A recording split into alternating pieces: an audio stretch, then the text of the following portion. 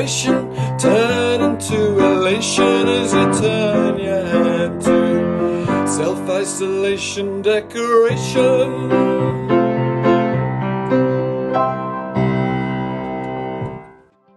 Hello, Phil here from Paint the Town Green, giving you some suggestions and tips of things you can be doing while you're stuck in the house during lockdown, or as we now have partial lockdown. At Paint the Town Green, we're delighted that the Prime Minister decided it's safe to ease the restrictions a bit. It means we can start thinking about booking in projects for the summer.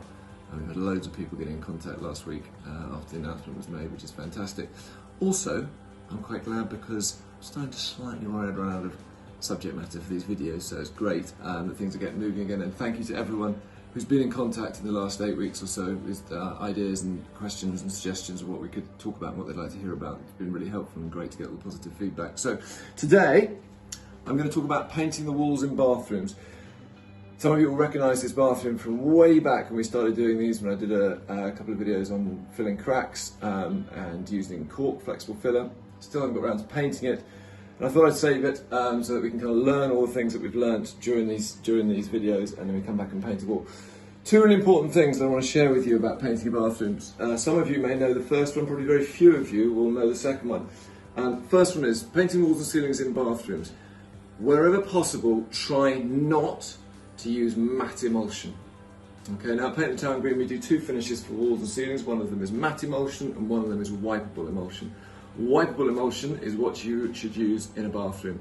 The equivalent products in different brands, Farrow & Ball do modern emulsion, Papers and Paints do Architects emulsion, I believe they call it, and Little Green call it Intelligent Matte. Those are the products that you want to use in a bathroom.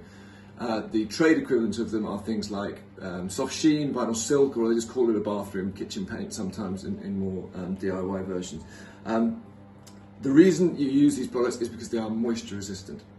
If you don't do as I'm suggesting and you use a matte emulsion, so in our range that would be the matte emulsion, in Farrow & Ball that would be the estate emulsion, in Little Green that will be, forget what they call it, Little Green, one of them's absolute matte, anyway, it's the one that's not the wipeable one.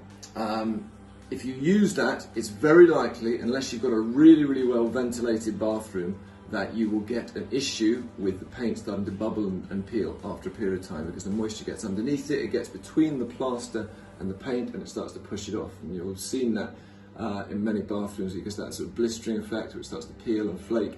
It's usually linked to the paint used. Not always, because bathrooms can be a little bit of a can of worms with different things causing problems like poor ventilation, excessive steam building up, condensation, all these things. So bathrooms are tricky, but you give yourself the best chance making it work if you paint them with the right product. The second thing that probably even less of you will know about, I mentioned way back when I did the polyfilling on these walls, and I mentioned that you need to do 2 coats of paint on top of polyfiller to get rid of it. When you are using a wipeable finish, or intelligent, or modern, or whatever it is that you're using, soft sheen, satin, etc., it's a good idea to seal the filler with a primer before you paint over it. For some reason, if you don't, the wipeable emulsion won't adhere terribly well with the filler.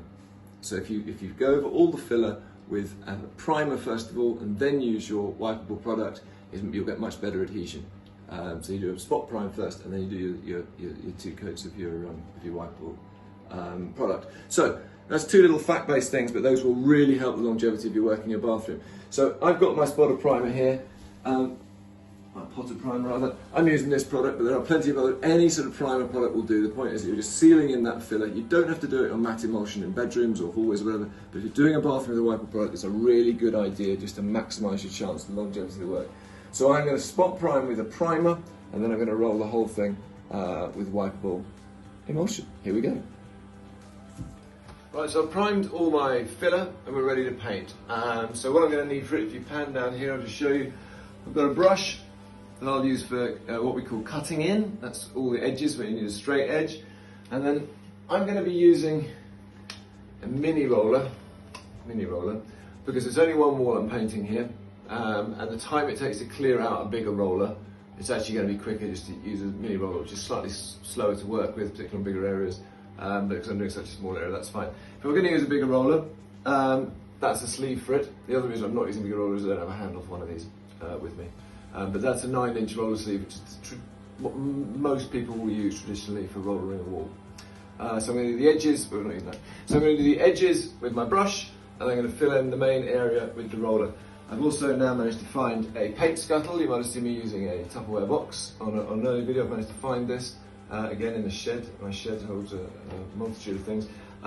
So that works very well. Make sure that whatever you use to hold your paint in, you can still use you can improvise if you need to, maybe a roasting tin. Tread carefully with that, with a roller, but make sure it's wide enough so that you can roller the paint. This is perfect for this, but obviously I wouldn't be able to get a 9-inch roller sleeve in there, so that wouldn't work with a big one. You'll also see here we have a mirror. I would normally take that down, but for the fact it's wired in, it's got a light in it, so it's going to be tricky. So you can use a tape, which is the last thing I didn't show you, along with a mixing stick for the paint. You can use some tape to protect the edges. I'm not going to, because I think I'm jolly clever, which will probably end in tears, but I'll just cut in very accurately. But if you're worried you might get paint on something that you can't take off the wall, just protect the edges with tape. It's worth spending a couple of minutes doing that rather than half an hour trying to clean it all off at the end. So here we go. I'm just going to show you now how you use a brush to paint the edge. And we did this a bit with when we were painting the shelf. I'm just going to show you again. So I would normally come across the top and then come down the sides, but let me just show you here. I'll do it here. So we get our paint and our brush, I'll show that. We tap off the excess on the side of the thing. We then offer up our paint. Again, we just go slightly short of the edge we're going to. And then we splay the bristles, and that edge that we've caused by splaying it, we use to get our straight edge. Now, even though I've got the same colour on the wall and the ceiling here, I'm still cutting in carefully, because same colour as I'm going on to, same colour, but you never know if there's been a bit of colour fatigue or a bit of discolouring or a bit of, grubbiness that's accumulated on the ceiling. If you keep it sharp, you'll disguise things. If I splat it all over the place, it doesn't matter because it's the same colour, you might well see the different new paint against the old, but when you lose it on a corner, there's so many different shades of light or whatever that you can disguise pretty much any discrepancy. So I mentioned this when we talked about touch-ups before. If you always go corner to corner, and even if it's the same colour coming around the corner, try to be as tight and as accurate as you can with your cutting in, because it'll minimise the chance that you'll be able to see where you've painted something new next to something old without doing the whole thing. So I'm going to do all the edges like this, and once I've done all the edges, the primer will be completely dry in the middle. I'll roll out the middle, and that'll be that all done.